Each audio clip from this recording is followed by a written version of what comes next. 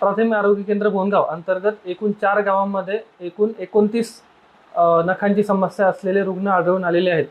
आम्ही याच्यावर प्राथमिक उपचार केलेले आहे व पुढील उपचारासाठी साईबाई मोठे उपजिल्हा रुग्णालय शेगाव येथे रुग्णांना संदर्भित करण्यात आलेले आहे. सेलेनियमचे वाढते प्रमाण याच्यामुळे ही समस्या असू शकते, हा आमचा प्राथमिक अंदाज आहे. गेल्या 4-5 दिवसांपासून लक्षात आलं की बाबा एकामागे असे आता 10-15 पेशंट गावामध्ये झाले. नख गळायला म्हणजे सुरुवात झाली आता नुकतीच 4-5 दिवसापासून. आणि याआधी केस गळती बऱ्याच दिवस डिसेंबरच्या एंडिंगपासून तर मार्चपर्यंत केस गळती झाली आणि मधल्या आता 1 महिना झाले केस गळती पूर्ण थांबली होती.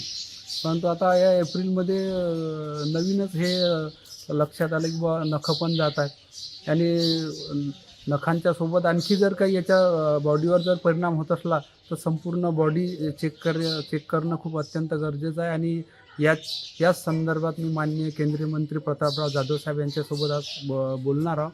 आणि त्यांच्याच माध्यमातून इथं जसं मागच्या वेळेस ICMR आयुर्वेदिकच्या आयुष मंत्रालयाच्या 3 टीमा प्रचारण करण्यात आल्या होत्या, तसंच याच्यामध्ये आणखी त्यांच्यासोबत बोलून गावात पूर्ण बॉडी चेकअपसाठी मी आज त्यांच्यासोबत चर्चा करणार.